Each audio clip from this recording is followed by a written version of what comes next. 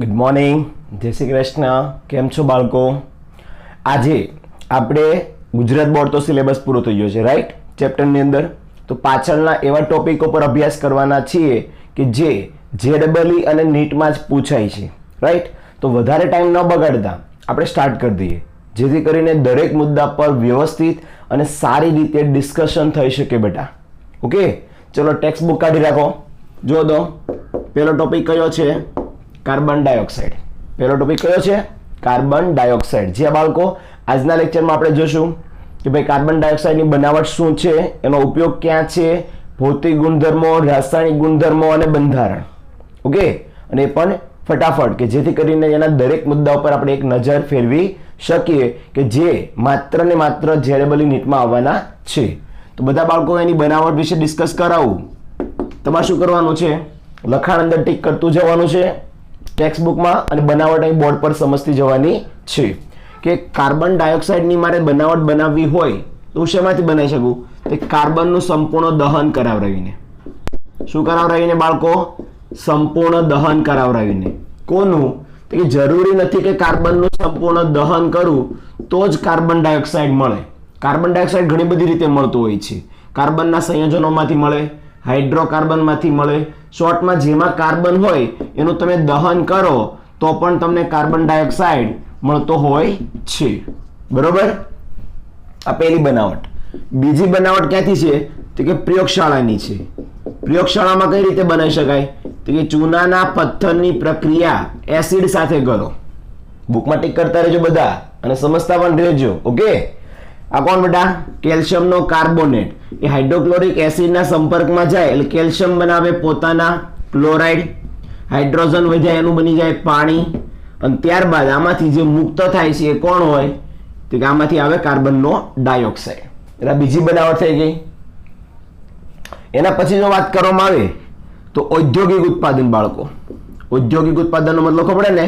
વ્યાપારિક ઉત્પાદન, જે સૌથી વધારે માત્રામાં થતું હોય છે, જે કોનામાંથી થાય? કેલ્શિયમના કાર્બોનેટમાંથી જ થાય, ચૂનાના પથ્થરમાંથી જ થાય. કઈ રીતે? વિઘટન કરવામાં આવે તો જેવાનું વિઘટન કરવામાં આવે એટલે કેલ્શિયમનો ઓક્સાઇડ અને કાર્બન ડાયોક્સાઇડ મળે છે. શોર્ટમાં આનો ઉપયોગ ક્યાં થાય? સિમેન્ટમાં. કેલ્શિયમના ઓક્સાઇડનો ઉપયોગ ક્યાં થાય? સિમેન્ટમાં થાય. એટલે વાસ્તવમાં જોવા જઈએ ને તો સિમેન્ટના ઉત્પાદન માટે જે જરૂરી ઘટક રહ્યો ને એ મેળવવા માટે જ્યારે જતા હોય છે ને ત્યારે કાર્બન ડાયોક્સાઇડ સાઇડની પસ તરીકે ઉત્પન્ન થઈ જતો હોય છે. તો આ થઈ ગઈ એની બનાવટ. જો અંદર બાળકો આઈ થિંક ઉપરના બધા જ મુદ્દાઓ અંદર આવી ગયા. હવે વાત કરું ભૌતિક ગુણધર્મોની. તો ભૌતિક ગુણધર્મો ફટાફટ ટીક કરજો બધા બાળકો.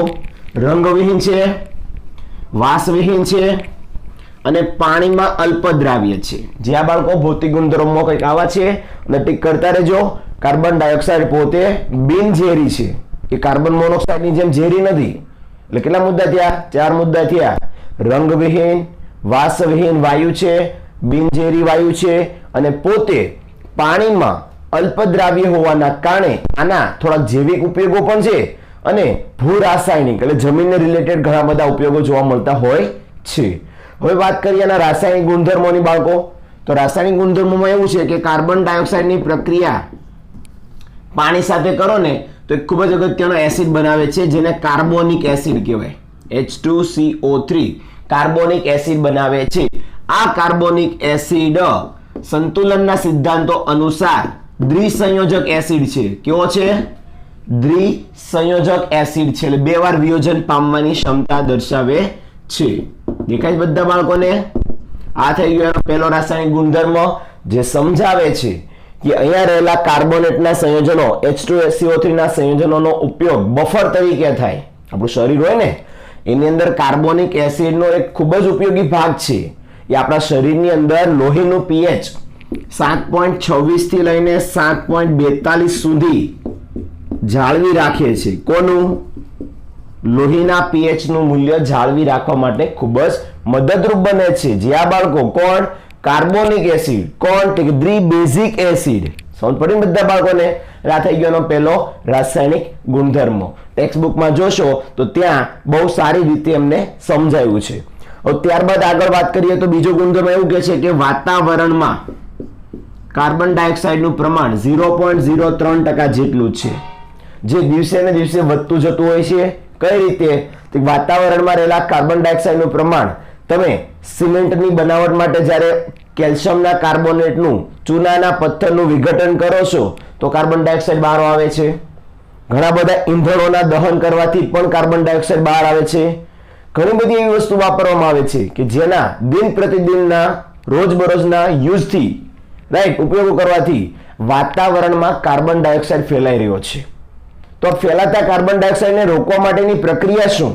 તો જો અંદર લખાણમાં આપેલું છે કે પ્રકાશ સંશ્લેષણ એ એક અને એકમાત્ર એવો ઉપાય છે કે જેના દ્વારા વાતાવરણમાંના કાર્બન ડાયોક્સાઇડનું પ્રમાણ ઘટાડી શકાય.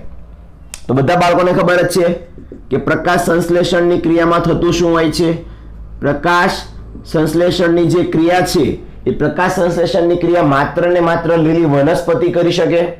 એ પણ લીલી વનસ્પતિમાં બધા નથી કરી શકતા, જેમાં ક્લોરોફિલ હાજર છે. અને સૂર્યપ્રકાશની હાજરીમાં જ્યારે વાતાવરણમાંના કાર્બન ડાયોક્સાઇડનું જળ વિભાજન કરાવરાવે છે. યાદ રાખજો, પ્રકાશ સંશ્લેષણની ક્રિયામાં હોય શું? તો કે વાતાવરણમાંના કાર્બન ડાયોક્સાઇડનું કાર્બોહાઈડ્રેટમાં રૂપાંતરણ કરે. C6H12O6 ગ્લુકોઝ, ફ્રુક્ટોઝ એવા કાર્બોહાઈડ્રેટ બનાવે. બાળકો વનસ્પતિ હોય ને એ શું કરતા હોય? તો વાતાવરણમાં આવા કાર્બન ડાયોક્સાઇડ પ્રમાણ રહેલા હોય કે જેનો પ્રકાશ સંશ્લેષણ કરીને પોતે શું બનાવે? 6 times CO2, 6 times H2O અને C6H12O6. બાકીનું જે વધતું એ કાઢી નાખજો. બરોબર? આ રીતે શું કરાવે છે? વાતાવરણમાંના કાર્બન ડાયોક્સાઇડનું પ્રકાશ સંશ્લેષણની ક્રિયા દરમિયાન ગ્લુકોઝ જેવા કાર્બોહાઈડ્રેટ એટલે એક પ્રકારના ખોરાકી પદાર્થમાં કન્વર્ઝેશન કરે છે, જે વનસ્પતિ પોતે પોતાના ખોરાક સ્વરૂપે પણ અંદર ગ્રહણ કરે છે. અને એ જ વનસ્પતિમાં સંગ્રહાયેલા આ કાર્બોહાઈડ્રેટને મનુષ્ય અને પ્રાણી પોતાના ખોરાક તરીકે પણ વાપરી શકતા હોય છે. તો આમ પ્રકાશ સંશ્લેષણની ક્રિયા દરમિયાન આ ઘટના થઈ શકે છે કે જેથી વાતાવરણમાંના કાર્બન ડાયોક્સાઇડનું પ્રમાણ ઘટાડી શકાય. પણ બાળકો તમે અંદર જોશો તો લખેલું છે કે કાર્બન ડાયોક્સાઇડ એ ઝેરી નથી, બિનઝેરી છે. નોટિસ કર્યું કોઈએ? આગળ આવી ગયું હોય તો ખબર નહીં, પણ અત્યારે આમાં લખાણમાં પણ આપ્યું છે કે વાતાવરણની અંદર કાર્બન મોનોક્સાઇડથી વિપરીત આ કાર્બન ડાયોક્સાઇડ એ પોતે બિનઝેરી છે. પરંતુ હાલમાં ત્યાં લખેલું છે કે વાતાવરણમાં અશ્મિગત બળતણોના દહનથી, કોલસાના દહનથી, જેમાં કાર્બન છે એવા કાર્બનિક પદાર્થોના દહનથી કે ચૂનાના વિઘટનથી વાતાવરણમાં કાર્બન ડાયોક્સાઇડ ફેલાઈ રહ્યો છે અને તે ખૂબ જ હાનિકારક છે. કારણ કે આના લીધે ગ્લોબલ વોર્મિંગના પ્રશ્ન થાય એમ છે, ગ્રીન હાઉસ અસર થઈ શકે છે, વાતાવરણનું તાપમાન વધી શકે એમ છે અને દિવસે ને દિવસે વધે જ છે, જે ખૂબ જ હાનિકારક બની શકે છે. એના ગંભીર પરિણામો આવી શકે એમ છે. એટલે ખ્યાલ આવ્યો કે જો કાર્બન ડાયોક્સાઇડને પ્રકાશ સંશ્લેષણની ક્રિયા દ્વારા રોકવામાં ન આવે તો દિન પ્રતિદિન આની ગંભીર અસરો આપણા વાતાવરણમાં જોવા મળશે. ક્લિયર? ચલો ત્યારબાદ નીચેના પેરેગ્રાફમાં આવશો ને તો આના ઉપયોગો આપ્યા છે કે કાર્બન ડાયોક્સાઇડનું જે ઘન સ્વરૂપ છે એને સૂકો બરફ કહેવાય, જેનો ઉપયોગ ઠંડા પીણામાં, આઈસ્ક્રીમમાં કે અન્ય કોઈ પણ પદાર્થને ઠંડા રાખવા માટે, લાંબા ગાળા સુધી જાળવી રાખવા માટે વપરાય છે. એટલે શોર્ટમાં CO2 નું ઘન સ્વરૂપ કે જેને સૂકો બરફ કહે છે, જે પ્રશીતક તરીકે વર્તે છે. કોના તરીકે વર્તે છે? પ્રશીતક તરીકે. દરેક વસ્તુને અત્યંત ઠંડી રાખવા માટે વપરાય છે. આઈસ્ક્રીમ હોય કે અન્ય કોઈ પણ જગ્યાએ કોઈ વસ્તુને પીણાને ઠંડી રાખવી છે તો કાર્બન ડાયોક્સાઇડનો સૂકો બરફ ત્યાં હાજર હોય તો એ વસ્તુને ઠંડી રાખી શકાય છે. બીજું, પોતે અશ્મિગત બળતણોના દહનથી ઉત્પન્ન થયેલો છે તો વધારે હવે પોતે દહન પામી શકતો નથી. અને વધારે દહન પામી શકતો ન હોવાના કારણે તેનો ઉપયોગ આગ બુઝાવવા માટે થાય છે. જ્યાં બાળકો આનો ઉપયોગ ક્યાં થાય? કાર્બન ડાયોક્સાઇડનો આગ બુઝાવવા માટે થાય છે. અને ખેડૂતો જે ખેતી કરી રહ્યા છે એમાં નાખતા ખાતરો એટલે કે યુરિયા બનાવવા માટે પણ કાર્બન ડાયોક્સાઇડનો ઉપયોગ થાય છે. તો આમ જોશો તો ઘણા બધા ત્યાં ઉપયોગો લખ્યા છે. યાદ આવે તો સંતુલનમાં પણ આપણે કાર્બન ડાયોક્સાઇડનો ઉપયોગ ભણ્યા હતા. યાદ છે? ઠંડા પીણાઓની અંદર ગેસ ભરીને પ્રેશરાઇઝ રાખ્યો હોય ત્યાં પણ એને કાર્બોનેટ યુક્ત ગેસ ભરવા માટે વપરાતો હોય છે. જો યાદ રાખજો, આ JEE નીટને રિલેટેડ ટોપિક છે. ગુજરાત બોર્ડનો નથી કે દરેક મુદ્દાઓને ગોખવાના, સમજવાના તો જોઈએ જ, કારણ જીરીટ તો જ આવડવાનું છે. એટલે અત્યાર સુધીમાં આપણે કેટલું જોયું? કાર્બન ડાયોક્સાઇડની બનાવટ જોઈ, વિભિન્ન પ્રકારની, એ પણ આવડી જાય એમ છે. ત્યારબાદ એના ભૌતિક ગુણધર્મો જોયા, અલ્પદ્રાવ્ય છે, રંગવિહીન છે, વાસવિહીન છે, કાર્બોનિક એસિડ બનાવે છે જેનો ઉપયોગ બફર તરીકે શરીરમાં કરી શકાય છે, વાતાવરણમાં 0.03% છે, જેને ઘટાડવા માટે પ્રકાશ સંશ્લેષણની ક્રિયા છે. આ જે બોલું છે અંદર દેખાય છે ને બધું. ત્યારબાદ એ કાર્બોહાઈડ્રેટ સ્વરૂપે પ્રકાશ સંશ્લેષણથી અંદર બેસી જાય છે, લખ્યું છે બાળકો. અને લાસ્ટલી શું કહેવા માંગે છે? તમે પ્રકાશ સંશ્લેષણની ક્રિયા જોઈ કે ન જોઈ? 6 times CO2, 12 times H2O ઘણી બુકમાં લખ્યું હોય, ઘણી બુકમાં 6 H2O નો ઉપયોગ કર્યો હોય. જ્યાં તમે 12 કરો ને ઉપયોગ, ત્યાં તમારે C6H12O6 પ્લસ 6 times O2 છૂટો પડે, પણ વિથ પાણી પાછો 6 મોલ છૂટો પાડવો પડે. જો પાણી 6 મોલ છૂટો નથી પાડવા માંગતા તો એ 6 મોલ જ તે પાણી વાપરો. ઓકે, ચલો. ત્યારબાદ આપણે એના ગેરફાયદા જોયા અને ફાયદા જોયા. હવે લાસ્ટમાં આપણે જોઈશું એનું બંધારણ. તો બાળકો, કાર્બન ડાયોક્સાઇડ એ બંને બાજુ જો તો આ રીતે બંધાયેલો છે, કાં તો પછી એના બીજા બંધારણ અનુસાર જાઓ તો કાર્બન એ ઓક્સિજન સાથે કંઈક આ રીતે બંધાયેલો જોવા મળે છે, જેમાં 1 2 3 4 5 6 પ્લસ માઇનસ. બીજું બંધારણ જોવા જઈએ તો કાર્બન આ બાજુ 3 બંધથી જોડાયેલો હોય, 1 2 પ્લસ 1 2 3 4 5 6. આમાં કાર્બનની આસપાસના તમે ઓક્સિજન પણ ગણી શકો છો અને હાઇડ્રોજન પણ ગણી શકો છો, બરોબર? આ થઈ ગયું સંસ્પંદન બંધારણ અને અન્ય બંધારણ. અહીં સ્પષ્ટ દેખાય છે કે કાર્બનમાં એક સિગ્મા બંધ છે, એક સિગ્મા બંધ છે અને ઉપર નીચે 2 પાઈ બંધ છે. જો જો તો આ વચ્ચેનો સિગ્મા બંધ, એની ઉપર નીચેના કેટલા થાય? પાઈ બંધ. આ 2 પાઈ બંધનો ઉપયોગ કરી તે sp સંકરણ દર્શાવે છે. કયું સંકરણ દર્શાવે છે? અહીં રહેલો કાર્બન sp. અને આ બધા જ કાર્બનની બંધ લંબાઈ બે બાજુ જોવા જઈએ તો સમાન જ હોય. સંસ્પંદન બંધારણમાં બંને બાજુની બંધ લંબાઈ સરખી જ હોય.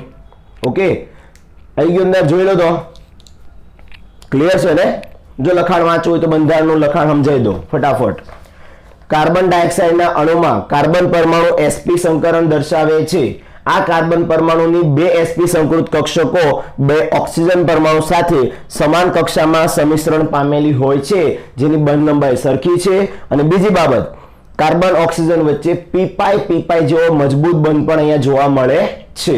બસ આવી માહિતી આપી છે, બીજી કઈ વધારાની માહિતી યાદ રાખવાની જરૂર નથી. ચલો, આ બધા બાળકોને કાર્બન ડાયોક્સાઇડની થિયરી 8 9 10 ના બેઝિસ પર જ છે, બહુ ઊંડાણમાં ગયા નથી, એટલે બધા બાળકોને આવડતી હોવી જોઈએ. અને છતાં પણ કહું છું, જો કોઈ ડાઉટ લાગે, જો કોઈ વાક્ય ન સમજાય, બેફિકર વોટ્સઅપ કરજો, હું સમજાવી દઈશ બેટા. ઓડિયો ક્લિપ મોકલીને પણ તમને સમજાવી દઈશ. અધરવાઇઝ તમે વિડીયોને 1 2 વાર વધારે જોશો તો પણ આ બધા થિયરિકલ પોર્શન તમને આવડી જશે. ઓકે, ચલો. હવે કાર્બનના અગત્યના સંયોજનો પૂરા થઈ ગયા બેટા. અહીંયા હવે સિલિકોનના થોડાક અગત્યના સંયોજનો વિશેની વાત કરીએ. તો સિલિકોન વિશેના અગત્યનો સંયોજનની વાત કરું તો પહેલું જ છે સિલિકોન ડાયોક્સાઇડ. પહેલું જ કોણ છે? Silicon dioxide.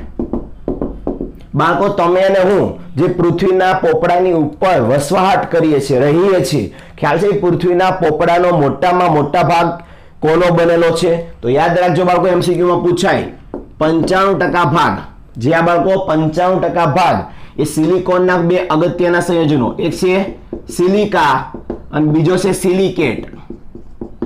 આ બેનો જ બનેલો છે. એટલે પૃથ્વીના પોપડાનો ઉપરનો ભાગ મોટા ભાગે જો કોઈનો બનેલો હોય તો 95% ભાગ ધરાવે છે સિલિકા અને બીજો ધરાવે છે સિલિકેટ. હવે સિલિકા એટલે શું? તો SiO2 ને જ શું કહેવાય બાળકો? સિલિકા તરીકે ઓળખવામાં આવે છે, જેને આપણે સિલિકોન ડાયોક્સાઇડ પણ કહીએ છીએ. જ્યાં બાળકો SiO2 એટલે કોણ? Silicon dioxide. એને જ આપણે શું કહીએ છીએ? સિલિકા. એટલે એક પ્રકારની રેતી, રેતાળ માટી પણ કહી શકો, રેતી પણ કહી શકો. એ સિલિકા કે જે સિલિકોન ડાયોક્સાઇડ તરીકે ઓળખાય છે, જેના કુલ 2 સ્વરૂપો છે. એક આવે સ્ફટિકમય સ્વરૂપ, બીજું આવે અસ્ફટિકમય સ્વરૂપ. બરોબર? હું તમને ડિટેલમાં બધી માહિતી આપી દઈશ, જે એમસીક્યુ પૂછાવાના છે બધાય. આમાંથી JEE માં એમસીક્યુ પૂછાવાનો તો 2 વર્ષ પહેલા. નીટમાં હજી સુધી આ થિયરીમાંથી નથી આવ્યો, પણ જેડબલઈમાં આ ચેપ્ટરમાંથી આમાંથી એક ટોપિક આવેલો હતો ને એ છે એનું અસ્ફટિકમય સ્વરૂપ. કોનું? સિલિકાનું અસ્ફટિકમય સ્વરૂપ. એ કયું છે? તે કહે છે કિસેલ ગુર. કિસેલ ગુર કરીને એક સિલિકાનું અસ્ફટિકમય સ્વરૂપ છે કે જેનો ઉપયોગ પાણીના ગાળણ માટે થાય, શુદ્ધિકરણ માટે થતો હોય છે. એટલે અસ્ફટિકમય સ્વરૂપ કયું છે એવું પૂછ્યું હતું, તો એ છે કિસેલ ગુર. અને સ્ફટિકમય સ્વરૂપોની જો વાત કરવામાં આવે કોના? સિલિકાના, તો ટોટલ 3 સ્વરૂપ છે: ક્વાર્ટઝ, ક્રિસ્ટોબેલાઇટ અને ટ્રાઇડાયમાઇટ. કેટલા સ્વરૂપો છે? એક છે ક્વાર્ટઝ, બીજું છે ક્રિસ્ટોબેલાઇટ અને ત્રીજું છે ટ્રાઇડાયમાઇટ. આઈ થિંક એ 3 સ્વરૂપ તમને બુકમાં સ્પષ્ટ જોવા મળતા હશે. ઓકે, સોરી, ટ્રાઇડાયમાઇટ છે પેલો, ટ્રાય નહીં, ટ્રાઇડાયમાઇટ નામ છે એવું પથ્થરનું, નાના રેતાળ પથ્થર આવે. તો આ ક્વાર્ટઝ, ક્રિસ્ટોબેલાઇટ અને ટ્રાઇડાયમાઇટ આ 3 કોણ છે? તે કે સિલિકાના, સિલિકોન ડાયોક્સાઇડના, રેતાળના અલગ અલગ સ્વરૂપો છે. અને આની ખાસિયત કહી દો બાળકો, આ 3 છે ને એ યોગ્ય તાપમાને આંતર પરિવર્તનશીલ છે. કેવા છે? આંતર પરિવર્તનશીલ છે.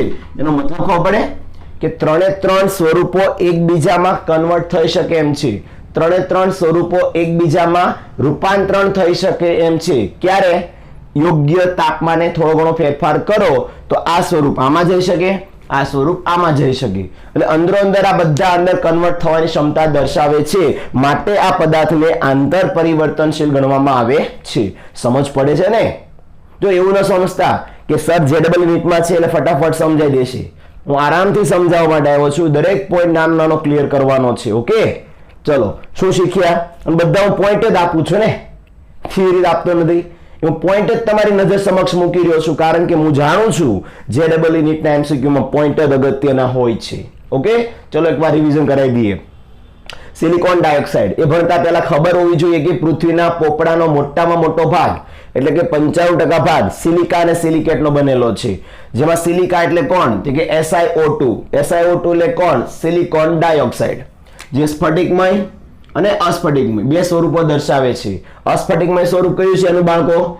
કિસેલ ગુર. સ્ફટિકમય સ્વરૂપ કયા છે? 3: ક્વાર્ટઝ, ક્રિસ્ટોબેલાઇટ અને ટ્રાઇડાયમાઇટ. જે યોગ્ય તાપમાને આંતર પરિવર્તનશીલ છે, અંદરો અંદર ફેરફાર કરી શકે છે. મળ્યાના બધા મુદ્દા કે ન મળ્યા? જો ધ્યાનથી જો ટેક્સ્ટ બુકમાં બધા મુદ્દાઓ ત્યાં આપેલા હશે બધા. ઓકે, ક્લિયર ના? ચલો હવે એનું બંધારણ સમજાવી દઉં કે ભાઈ આનું બંધારણ કેવું છે, પછી એના રાસાયણિક ગુણધર્મો કેવા છે અને લાસ્ટમાં જોઈએ એના ઉપયોગો કેવા છે. બધા નાના નાના મુદ્દાઓ આવી જાય.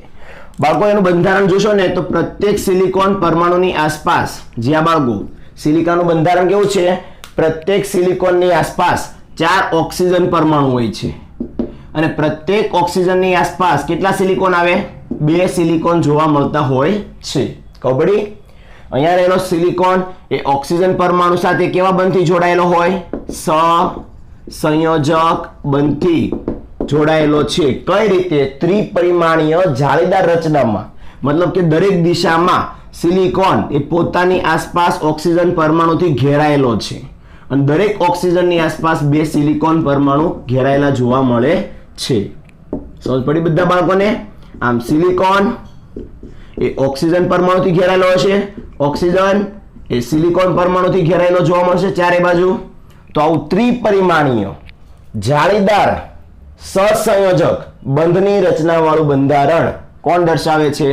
સિલિકોન ડાયોક્સાઇડ દર્શાવે છે, જે અત્યંત મજબૂત છે. અને આમ પણ કહી શકાય એક સિલિકોનની આસપાસ 4 ઓક્સિજન પરમાણુ હોવાના કારણે સમચતુષ્ફલકીય રચનાઓ દર્શાવે છે. સમચતુષ્ફલકીય રચનાઓ જોવા મળે છે. એટલે પ્રત્યેક સિલિકોનને ખૂણા પર છે. દેખાય બાળકો?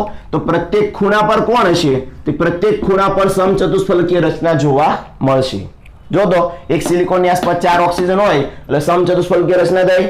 તેવા તો પ્રત્યેક ખૂણા પર એક સિલિકોન હોય, તો પ્રત્યેક ખૂણા પર નાના નાના સમચતુષ્ફલકીય અણુ હોય, એ બધા જોડાઈ જાય તો એક વિરાટ અણુની રચના કરે છે, જેને સિલિકોન ડાયોક્સાઇડ કહે છે.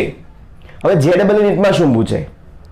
બંધ કયો હોય તો કે સહસંયોજક, રચના કેવી હોય તો કે ત્રિપરિમાણીય જાળીદાર રચના હોય, પછી સમચતુષ્ફલકીય ખૂણા પર આકાર રહેલા હોય, વલયમાં કેટલા સભ્યો હોય તો આ વલય થયું કહેવાય બેટા. એક વલયમાં કેટલા સભ્યો છે? 4 સિલિકોન 4 ઓક્સિજન કુલ 8 સભ્યો જોવા મળે છે. ક્યાં? સિલિકોન ડાયોક્સાઇડના વલયની અંદર. ચલો આખું એનું બંધારણ આવી ગયું બેટા. ધ્યાનપૂર્વક વાંચો, સમજો, એટલે જોશો તો અંદર બધા જ મુદ્દા આવી ગયા જે બુકમાં એને આપ્યા છે તે. ઓકે, ચલો હવે જોઈએ થોડાક રાસાયણિક ગુણધર્મો બીજા જે શું કહેવા માંગે છે. ધ્યાનથી સમજજો બધા બાળકો કે અહીંયા સિલિકોન ડાયોક્સાઇડ છે ને બેટા, એ સિલિકોન ડાયોક્સાઇડમાં પ્રત્યેક સિલિકોન પરમાણુ એ એના ઓક્સિજન પરમાણુ સાથે વધારે મજબૂતાઈથી જોડાયેલો છે. પરિણામે આની જે બંધ એન્થાલ્પી આવે, આની જે એન્થાલ્પીનું મૂલ્ય છે એ ખૂબ જ ઊંચું છે. અને યાદ રાખજો બાળકો, જ્યાં બે પદાર્થો જ્યાં બે પરમાણુઓ એકબીજા સાથે સૌથી વધારે મજબૂતાઈથી જોડાયેલા હોય, સહસંયોજક બંધથી જોડાયેલા હોય અને એમને તોડવા માટે જો ઉર્જા વધારે વપરાતી હોય તો ડેફિનેટલી એની અંદર તોડવા માટેની ઉર્જા વધારે જ હોય. એ બંને પરમાણુને તોડવા માટેની ઉર્જા વધારે હોય. પણ જ્યાં ઉર્જા વધારે જાય ત્યાં પ્રતિક્રિયાત્મકતા કેવી થઈ જાય? ઓછી, એટલે પોતે બની જાય અક્રિયાશીલ. સિલિકોન ડાયોક્સાઇડ કેવો થઈ જાય? અક્રિયાશીલ થઈ જાય. મતલબ એસિડ હોય, મતલબ બેઝ હોય, મતલબ પાણી હોય કે અન્ય કોઈ પણ પ્રકારના પદાર્થ હોય એના સંપર્કમાં જાય, હાઇડ્રોજનના સંપર્કમાં જાય, ઓક્સિજનના સંપર્કમાં જાય, પોતે ઓછી પ્રતિક્રિયાત્મકતા દર્શાવે છે. પોતે એ બધાના સંપર્કમાં જાય કોઈ પ્રક્રિયા દર્શાવતું નથી. મતલબ કે કેવો થઈ ગયો? નિષ્ક્રિય થઈ ગયો બાળકો. કોણ? સિલિકોનનો ડાયોક્સાઇડ. પરંતુ સિલિકોન ડાયોક્સાઇડ એ માત્ર ને માત્ર બે વસ્તુના સંપર્કમાં જાય તો જ પ્રક્રિયા કરે છે. અને કોણ છે? તો એક છે સોડિયમનો હાઇડ્રોક્સાઇડ. કોણ છે બાળકો? સોડિયમનો હાઇડ્રોક્સાઇડ કે જેના સંપર્કમાં જાય તો સોડિયમ બનાવે પોતાના સિલિકેટ સંયોજનો. Na2SiO2 છે ને, એમાં એક ઓક્સિજન લઈ લે, બાકીનો વધ્યો પાણી. એટલે જે સિલિકોન ડાયોક્સાઇડ છે ને એક સોડિયમના હાઇડ્રોક્સાઇડ જેવા બેઝ સાથે પ્રક્રિયા આપે છે. બીજું સિલિકોનનો ડાયોક્સાઇડ ને બેટા એ અંદર લખ્યું છે સ્પષ્ટ HF હાઇડ્રોજનના ફ્લોરાઇડ સાથે પ્રક્રિયા આપતો જોવા મળે છે. જે સિલિકોન ફ્લોરાઇડના સંપર્કમાં જાય તો સિલિકોનના ટેટ્રાફ્લોરાઇડ સંયોજનો બનાવે છે અને ઓક્સિજન એ હાઇડ્રોજનમાં ભળી 2 ટાઈમ H2O જોવા મળે છે. તો આ થઈ ગયા રાસાયણિક ગુણધર્મો. ચલો હવે નીચે જોશો તો ઉપયોગો આપ્યા છે. ઉપયોગોમાં હું જે ઉપયોગ કહું એની નીચે અંડરલાઈન કરી નાખો, કારણ કે એમાંથી જ પૂછાયેલો છે JEE નો MCQ. જો ફર્સ્ટ પોઈન્ટ, સિલિકોનનો જે પહેલું સ્વરૂપ હતું સ્ફટિકમય, કયું? ક્વાર્ટઝ. એ ક્વાર્ટઝ કેવા પ્રકારના પદાર્થો બનાવે છે? તો કે પોતે દાબ વિદ્યુતીય છે. દાબ વિદ્યુતીય પદાર્થનો અર્થ શું થાય? તો કે જે પદાર્થ પોતાની અંદર વિદ્યુતીય દબાણોને સહન કરીને કાર્યરત કરી શકતો હોય, બહારથી કોઈ લોડ લગાડવામાં આવે અને અંદર ઇલેક્ટ્રોનની ઉર્જામાં વધારો થતો હોય, ઇલેક્ટ્રોન ઘૂમવા લાગતો હોય કોઈ ધક્કાના લીધે, કેમ ખટારો જતો હોય અને ટાયર ઘસાય અને તીખારા થાય, સ્પાર્ક થાય, રાઈટ? તો એ જે સ્પાર્ક થયો એ જ રીતે જો કોઈ પદાર્થ પર બાહ્ય બળ લગાડવામાં આવે અને અંદરના ઇલેક્ટ્રોનને એ સ્પાર્કની ઉર્જા અનુભવે તો સમજવાનું કે પદાર્થ દાબ વિદ્યુતીય છે. ઇંગ્લિશમાં એને પાઇઝો ઇલેક્ટ્રિક કહેવાય. એટલું બધું અગત્યતા નથી, પણ જસ્ટ એક સમજાવું છું, ફિઝિક્સમાં આવવાનું તમારા બધું. તો એના કારણે ફાયદો શું થાય? તો કે ઘડિયાળ છે, આધુનિક રેડિયો છે, ટેલિવિઝન છે અને ઘણા બધા વોકી ટોકી હોય છે ને, એ બધામાં આનો પ્રસરણ માટે ઉપયોગ થતો હોય છે. ત્યારબાદ બીજો ઉપયોગ ક્યાં થાય? સુકવણી કારક તરીકે. જે આ બાળકો પોતે એક સારામાં સારો અધિશોષક પદાર્થ પણ છે. હવે અધિશોષક પદાર્થ એટલે શું? તો કે આજુબાજુના રહેલા ભેજને પોતે ખેંચી કાઢે, વાતાવરણને સૂકવી નાખે, એટલે સુકવણીકારક તરીકે ઉપયોગ થાય છે. બીજો ક્રોમેટોગ્રાફીમાં થાય, જે આપણે ઓર્ગેનિકમાં ભણ્યા હતા કે અલગ અલગ ધાતુના કે તત્વોનું મિશ્રણ હોય એ બધાને અલગ પાડવા હોય તો ક્રોમેટોગ્રાફી પદ્ધતિ ત્યાં વપરાતી હોય છે. અને જે હમણાં આપણે પહેલી વાતમાં વાત કરી કે JEE માં જે સ્વરૂપ પૂછાણું હતું કિસેલ ગુર, એ જો નીચે લખેલું છે કે પાણીના ગાળણના પ્લાન્ટમાં અસ્ફટિકમય સ્વરૂપ એક વપરાય છે સિલિકાનું, જેને કિસેલ ગુર કહે છે. તો બાળકો આમ ત્યાં સિલિકોનનો ડાયોક્સાઇડ પણ પૂરો જોઈ લો. ફટાફટ બધા બાળકો વાંચી લો. ચલો, અને જ્યાં પણ તમને એવું લાગે કે ફરીવાર સમજવું છે, બેફિકર તમે એની ટાઈમ મારો કોન્ટેક્ટ કરી સમજી શકો છો બેટા. પણ થિયરી બહુ બધી સરળ આપી છે. પાછળના બધા સંયોજનો કેમ બને છે, શું ઉપયોગો છે, એ ખાલી 2 થી 3 વાર વાંચશો, લખશો તો પણ આવડી જશે. સીધું કોઈ વસ્તુ ન આવડે. હા, સમજાવી તો હું દઈશ તમને, એક વાર નહીં 10 વાર સમજાવીશ, પણ જ્યાં સુધી થિયરીને તમે વાંચશો નહીં, કડકડાટ મોઢે બોલશો નહીં, લખશો નહીં, ત્યાં સુધી એના શબ્દો મગજમાં ઉતરશે નહીં. ઓકે, ચલો બીજો એક આઈએમપી થિયરી તરફ જઈએ, જે છે સિલિકોન્સ. કોણ છે બાળકો? સિલિકોન્સ. ઓકે, તો આને હું એમસીક્યુ બેઝિસ પર ડાયરેક્ટ લઈ જાઉં છું, એટલે ફટાફટ બધા બાળકોને આવડે. ઓકે, ચલો સિલિકોન્સ છે શું? તે કે કાર્બન અને સિલિકોન પરમાણુનો ભેગો થયેલો એક પોલિમર પદાર્થ છે. પોલિમર તો ખબર છે ને કે પોતાના અણુમાં પોતાનો એક અણુ હોય ને એ બીજા અણુ સાથે જોડાય એક લાંબી ચેન બનાવે, એને પોલિમર કહેવાય. તો આ પોલિમર કોનો બનેલો છે? તો સિલિકોન્સનો જે પદાર્થ છે પોલિમર તરીકે છે, નો ડાઉટ, પણ એ કાર્બન સિલિકોન દ્વારા બનાવવામાં આવેલો છે. જે કોનું રૂપાંતરણ કરતો હોય તો તમને ખ્યાલ હોય, પોલિમર હોય ને એમાં એક એકમ વારંવાર રિપીટેશન થતું હોય, તો એ છે R2SiO. કોણ છે બેટા? R2SiON. આ છે એનો પુનરાવર્તિત એકમ. એટલે હું અહીં 1 by 1 શું કરી રહ્યો છું? એક MCQ લઈ રહ્યો છું જે પૂછાવાના છે કે સિલિકોન્સ એ કાર્બન અને સિલિકોન સમૂહનો પોલિમર સમૂહ છે, જેમાં રૂપાંતરણ મતલબ રિપીટેશન થતું સમૂહ કયો હશે? R2SiO. જો તમને બતાવી દઉં કઈ રીતે હોય. R2 અને કોણ હોય? સિલિકોન. ઓકે, આ રીતે છે ને R2SiO ની લાંબી ચેન હોય જે વારંવાર રિપીટ થઈને લાંબો સમૂહ જોડાવે, એને સિલિકોન્સ કહેવાય. એટલે આ એમાં પુનરાવર્તિત રિપીટ થતો સમૂહ આ છે એનો. ઓકે, ચલો જો તો આવી ગયા અંદર બે મુદ્દા કે તેઓ કાર્બન સિલિકોનનો પોલિમર એક સમૂહ છે. ટીક કરતા રહેજો. બીજો એમસીક્યુ નીચે દો કે એમાં પુનરાવર્તિત થતો એકમ કયો હતો? R2SiO. એ એમાં પુનરાવર્તિત થતો એકમ છે. હવે મારે સિલિકોન્સ બનાવવો છે, તો સિલિકોન્સ બનાવવા માટે મેં કોઈ પ્રારંભિક પદાર્થ બનાવ્યો છે. પ્રારંભિક પદાર્થ લઉં તો નિપજ બને ને. તો એ પ્રારંભિક પદાર્થ કયો છે? તો કે RnSiCl4 - આ એ પ્રારંભિક પદાર્થ છે જેને વચાય શું? R એટલે કોણ બાળકો? કાં તો આલ્કાઇલ સમૂહ હોઈ શકે લાંબો, અધરવાઇઝ એરાઇલ સમૂહ હોઈ શકે એરોમેટિક વાળો, બેમાંથી કોઈ પણ હોઈ શકે બેટા. તો આલ્કાઇલ સમૂહ હોય અથવા તો એરાઇલ સમૂહ હોય તો એનો શું છે? તો કે એનો વિસ્થાપિત થયેલો સિલિકોન ક્લોરાઇડ છે. શું વચાય? વિસ્થાપિત થયેલો સિલિકોન ક્લોરાઇડ છે એવું કહી શકાય. ધારો કે આમાં n બરાબર 1 મૂકું તો શું બને? RSiCl3. 2 મૂકું તો R2SiCl2. 3 મૂકું તો R3SiCl. 4 મૂકું તો R4Si. મતલબ કે જ્યારે n બરાબર કોઈ કિંમત મૂકવામાં આવે છે આલ્કાઇલ સમૂહની, ત્યારે અલગ અલગ પ્રકારના જુદા જુદા વિસ્થાપિત સિલિકોનના ક્લોરાઇડ મળે છે. જે આ બાળકો જો તમે આલ્કાઇલ સિલિકોનનો ક્લોરાઇડ મળ્યો, પણ કયો? તો કે આલ્કાઇલ ટ્રાઇક્લોરાઇડ સિલિકોન મળ્યો, ડાયઆલ્કાઇલ ડાયક્લોરાઇડ સિલિકોન મળ્યો, ટ્રાયઆલ્કાઇલ મોનોક્લોરાઇડ સિલિકોન મળ્યો અને ટેટ્રા આલ્કાઇલ સિલિકોન મળ્યો. પણ આમાંથી સૌથી અગત્યનો કોણ? જે આ બાળકો આ પ્રશ્ન સમજવા જેવો છે. સૌથી અગત્યનો કોણ કે જેની મદદથી હું સિલિકોન્સ બનાવી શકીશ? તો એ છે આ ડાય વાળો, ડાયઆલ્કાઇલ ડાયક્લોરાઇડ સિલિકોન. આનો ઉપયોગ તમને સિલિકોન્સ બનવામાં સરળ બનશે. બાકી બધા કેવા હોય? બન્યા તો હોય, બાકી બધા બને, પણ એ કેવા હોય? ઓછા પ્રમાણમાં હોય, નકામા હોય. તો વધુ કામમાં આવતો કયો સ્વરૂપ હોય એનો? તે ડાયઆલ્કાઇલ ડાયક્લોરો સિલિકોન. પણ એ બનાવવો કઈ રીતે? યસ નો મેઇન ક્વેશ્ચન જે છે એ બનાવશું ત્યારે આગળ પ્રક્રિયા વધશે ને. તો જે પ્રારંભિક પદાર્થ છે કયો? આલ્કાઇલ અથવા એરેનનો વિસ્થાપિત સિલિકોન ક્લોરાઇડ, આ એનું સૂત્ર છે. આમાં કિંમત મૂકો અને અલગ અલગ પ્રકારના આલ્કાઇલ ક્લોરાઇડ સિલિકોન મળે. પણ એમાંથી લેવાનો કયો? તો એ બનશે કઈ રીતે એ હવે હું તમને શીખવાડું છું બધા બાળકોને.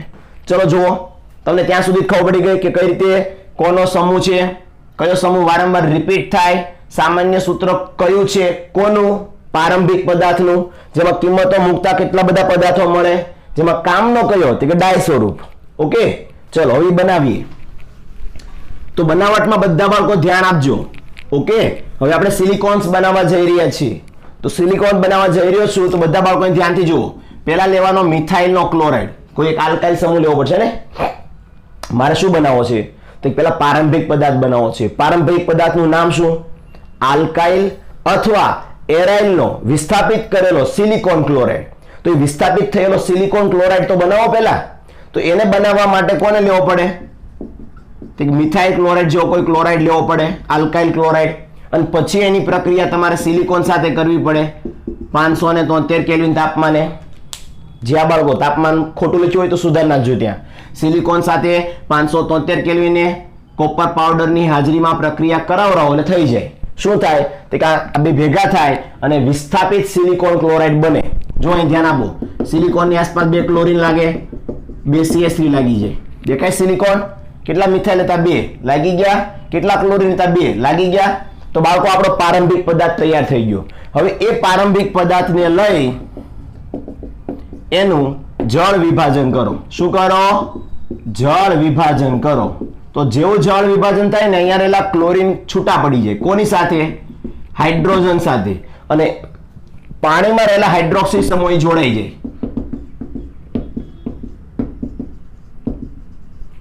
બરોબર? હવે આ જે મળ્યો ને આને મોનોમર કહેવાય. શું કહેવાય? મોનોમર. એટલે આમ વાંચા જાવ ને તો ડાયમિથાઇલ ડાયહાઇડ્રોક્સાઇડ સિલિકોન હોય છે. સિલિકોનનો ડાયહાઇડ્રોક્સાઇડ બને. પણ આને આપણે મોનોમર કહેવાય. યાદ છે ને પોલિમરાઇઝેશન પ્રક્રિયા, એમાં શરૂઆતના પદાર્થને શું કહેવાય? મોનોમર કહેવાય. મોનોમર મતલબ કે આ જે બન્યો એનો તમે વારંવાર રિપીટેશન કરશો. શું કરશો?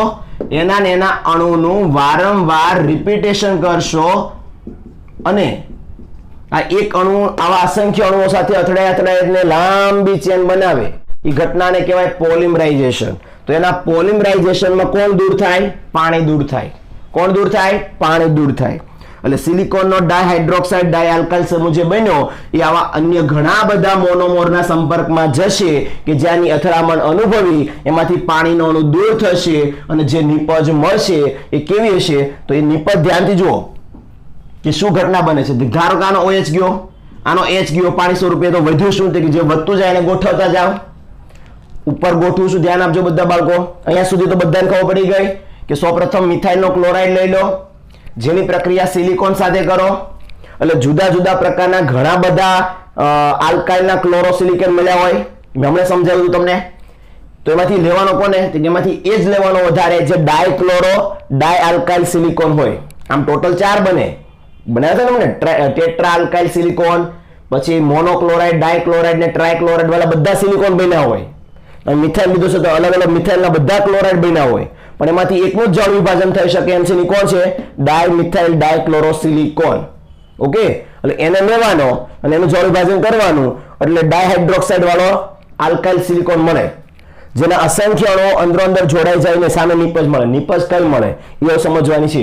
તો બધા બાળકોનું ધ્યાન ઉપર બોર્ડ પર અને બુકમાં જો તો પાણીનો અણુ જાય અહીંથી પણ આ કોકનો હાઇડ્રોક્સિલ સમૂહ ગયો છે એટલે એમ વધે શું? CH3 આ છે એનો હાઇડ્રોજન ગયો એટલે ઓક્સિજન વધ્યો. બરોબર બાળકો? એ બાજુમાં સિલિકોનની ચેન હશે કે હા CH3O આવા અસંખ્ય વચ્ચે આવતા છે કે નહીં આવતા હોય? તો આવા અસંખ્ય જ્યારે એકબીજા સાથે જોડાતા હોય અને જે પદાર્થ બને એને જ કહેવાય સિલિકોન્સ. અને એમાં રિપીટેશન થતો સમૂહ કયો હતો? યાદ કરો, R2SiO. તો આ શું છે?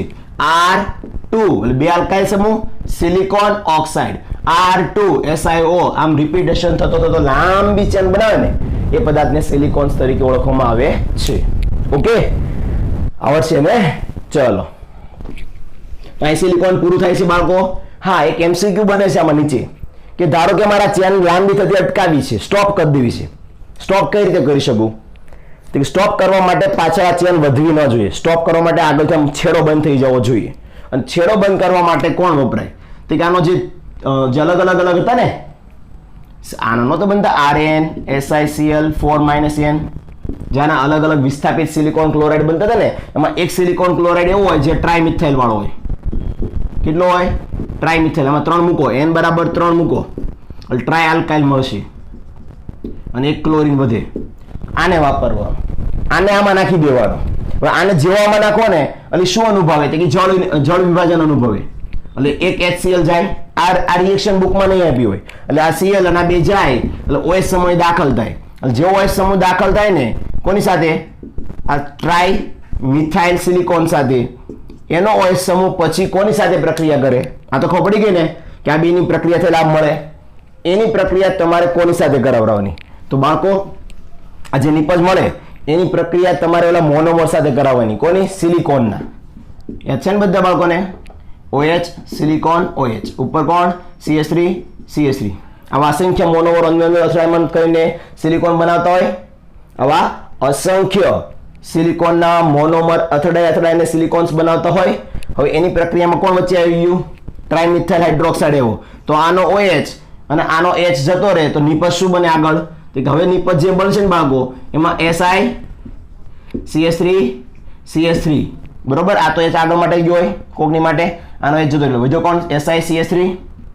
ત્યાં કોણ જોડાય તો કે આનો OH ગયો આનો O વધ્યો તો ત્યાં સીધો જ કોણ જોડાવાનો આનો સિલિકોન જેની આસપાસ 3 મિથાઇલ સમૂહ જો આગળ ચેન બંધ થઈ ગઈ હવે આગળ ચેન જ નહીં જાય ચેન જવા માટે આગળ OH હોવો જોઈએ પણ આ CH3 આવી ગયો એટલે ચેન બ્લોક થઈ ગઈ એટલે તમે જોશો ને તો આનો H અને આનો OH વપરાય જાય એટલે સીધો સમૂહ પાછળ લાગી ગયો જે સ્ટોપ કરી દે એટલે આમ લાંબી ચેનની શૃંખલાને સ્ટોપ કરવી હોય નિયંત્રિત કરવી હોય તો ટ્રાઇમિથાઇલ વાપરવાનો ક્લોરાઇડ કે જેનું જળ વિભાજન થઈને ટ્રાઇમિથાઇલ હાઇડ્રોક્સાઇડ બને એનો હાઇડ્રોક્સાઇડ સમૂહ આના H સાથે જતો રહે એટલે ઓક્સાઇડની ચેનથી બે જોડાઈ જાય એટલે ચેન આગળ બંધ થઈ જાય જોઈ લો અંદર આપેલું છે બધા ઓકે તો આ થઈ ગઈ સિલિકોન્સની સંપૂર્ણ થિયરી અહીંયા પૂરી આપણે ગુજરાત બોર્ડની જેમ જ ભણ્યા છીએ ઓકે એટલે એવું કોઈ ન સમજવું કે ખાલી જીનીટ મુજબ ચલાવી નાખ્યું એટલે બધા બાળકોએ વાંચવું મહેનત કરવી અને લખવું જેથી કરીને આખી થિયરીઓ તમને વ્યવસ્થિત રીતે યાદ રહી જાય ચલો પેજ પાછળ ફેરો તો સિલિકોનના કેટલાક ઉપયોગો આપ્યા છે એ ઉપયોગો ફટાફટ ટીક કરો અને પાછળની થોડી સમજૂતી પણ સમજી લો સિરામિક્સના જે સાધનો હોય બધા કપ હોય ચાની રકાબી હોય એ બધા પાણીમાં કેવો હોય ઓબ્વિયસલી અદ્રાવ્ય જ હોય ને કારણ કે એની આસપાસ નકરા મિથાઇલ સમૂહ હોય આલ્કાઇલ સમૂહ હોય અને આલ્કાઇલ સમૂહ એટલે કોણ અધ્રુવીય પદાર્થ કોઈ દિવસ પાણીમાં ઓગળે ન ઓગળે ને ખ્યાલ આવ્યો બધા બાળકોને ચલો ત્યારબાદ નીચે થોડી ખાસિયતો લખેલી છે કે પોતે ઉષ્મીય સ્થાયીતા ખૂબ જ વધારે દર્શાવે છે માટે સિરામિકના સાધનો બનાવાય છે સિલિકોન્સના ચારા કપમાં એમાં ક્યાં અમને ગરમ લાગે છે અંદર જ ગરમ ભરેલું રહે ખાલી રાઈટ નીચે આવતા રહ્યો તો બીજા રિયલ લાઈફના ઉપયોગો કહું તો એક્ટિવા છે બાઇક છે એની પર જે ગ્રીસ કે ઓઇલિંગ કરતા હોય ત્યારે ઉપર ઢાંકણું કાઢતા હોય છે અથવા નીચેનું જે ઢાંકણું હોય તમે નોટિસ કર્યું એ ક્યારેક પીગળતું નથી બાકી એન્જિન કેટલું બધું ગરમ હોય છતાં પણ એ ભાગો ગરમ થવાના કારણે પણ પીગળતા નથી કુકર ઘણું બધું ગરમ હોય પણ એનું હેન્ડલ પીગળતું નથી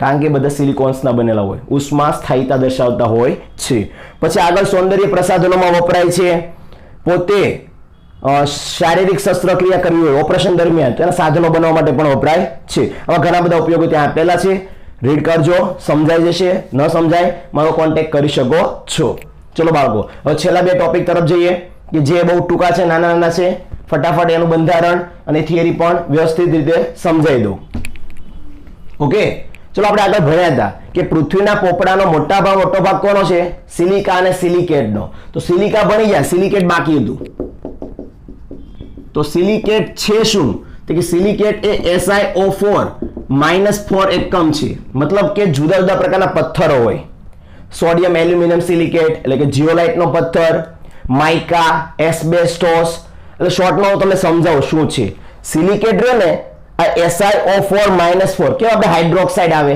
કોઈ પણની પાછળ લાગેલો હોય sodium potassium yes or no એમ સિલિકેટ સંયોજન ને એ કોઈ પણ ધાતુના ધન આયનો સાથે જોડાય પથ્થરો બનાવે શું બનાવે પથ્થરો એ પથ્થરોના વિવિધ પ્રકારના નામ હોય છે જેમ કે બુકમાં તમે જોશો ને તો એના કેટલાક ઉદાહરણો આપ્યા છે સિલિકેટ સંયોજનોના સિલિકેટ સંયોજનો શું છે મોટા ભાગે ખનિજોમાં જોવા મળે હવે ખનિજોમાં કઈ ખનિજ આવે એક આવે ફેલ્ડસ્પાર બરોબર બીજો આવે જીઓલાઇટ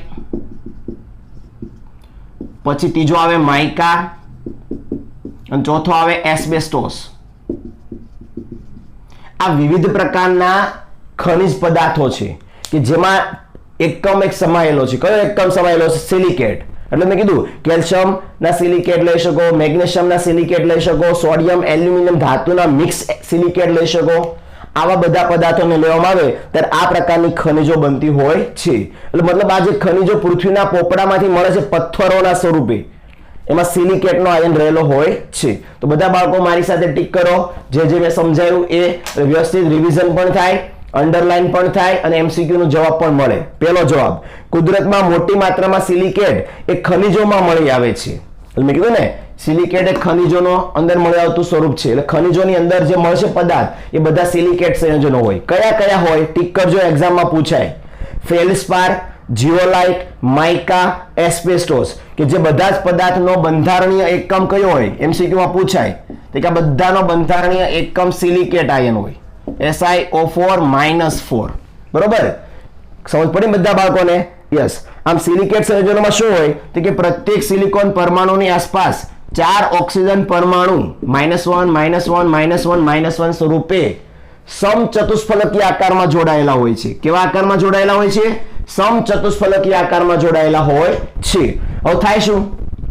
આ પ્રત્યેક ઓક્સિજન પરમાણુ છે ને એ એક એકમ તરીકે વર્તે.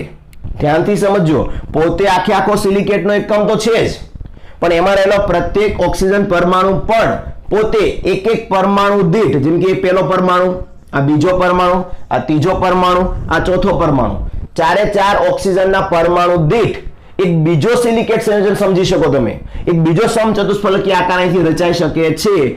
મતલબ કે જ્યારે પણ અહીંયા ધન આયનો જોડાય, સોડિયમ, કેલ્શિયમ, મેગ્નેશિયમ, પોટેશિયમ જેવા ધન આયનો દ્વારા આના ઋણ વીજભારને બેલેન્સ કરો ને ત્યારે જે રચના થાય ને એ આ બધાના ઓક્સિજન પરમાણુને સમચતુષ્ફલકીય રીતે અલગ રીતે ફરીવાર જોડી શકે છે.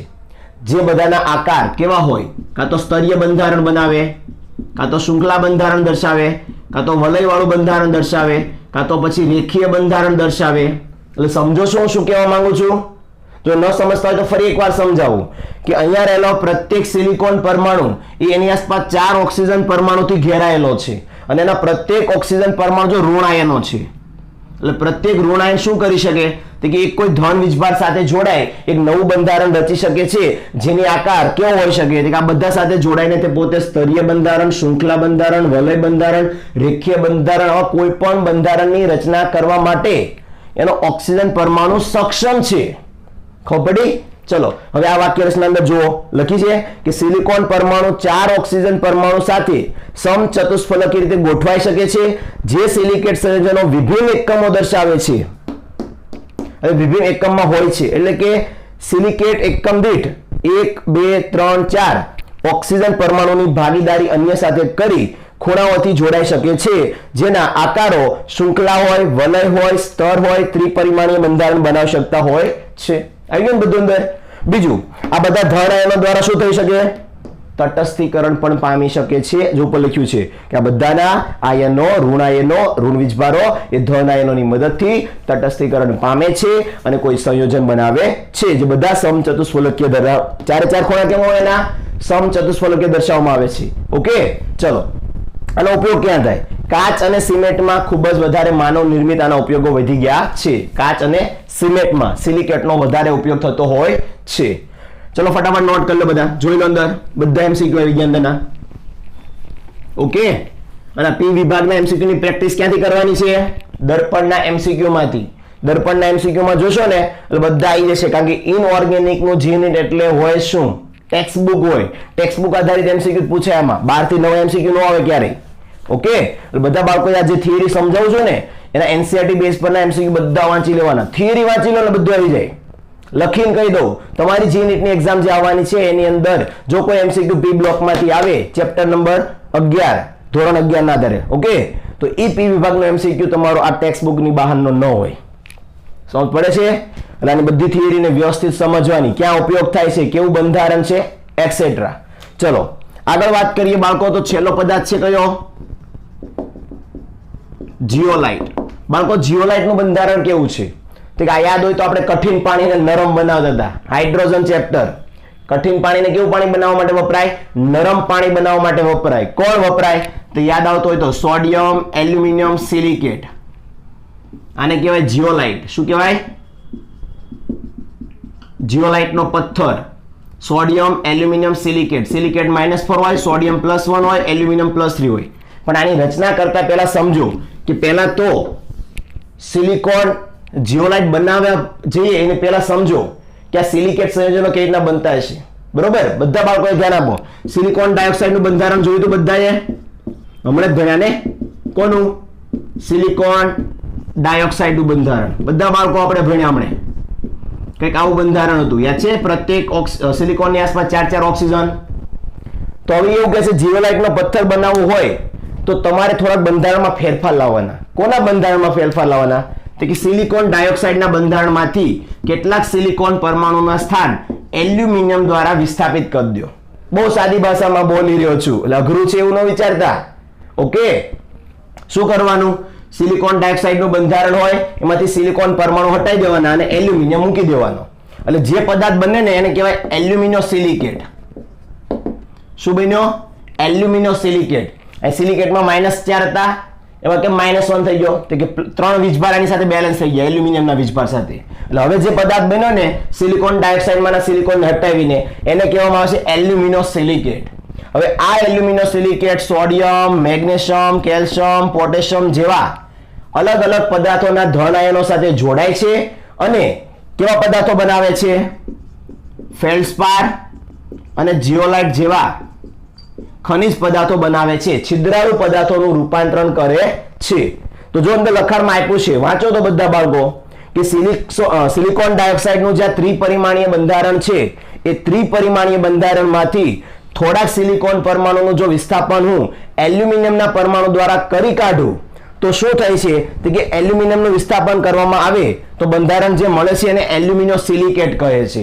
આ એલ્યુમિનો સિલિકેટ એ ધન વીજભારિત આયનો સાથે જોડાય છે અને બે પ્રકારના પદાર્થો મોટા ભાગે બનાવતો જોવા મળે છે. જો ટીક કરો અંદર, ફેલ્ડસ્પાર અને જીઓલાઇટ. તો જીઓલાઇટ સંયોજન છે શું?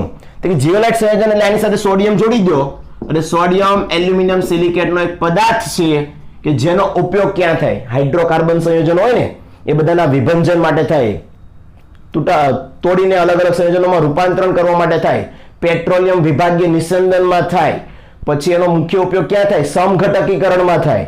જો લખ્યું છે અંદર કે પેટ્રો રસાયણ ઉદ્યોગોમાં હાઇડ્રોકાર્બનના ભંજન મતલબ વિભંજન માટે, સમઘટકીકરણ માટે, અને એનો સૌથી વધારે બેસ્ટ ઉપયોગ ક્યાં થાય? તો ZSM5 કરીને એક જીઓલાઇટનો પ્રકાર આવે.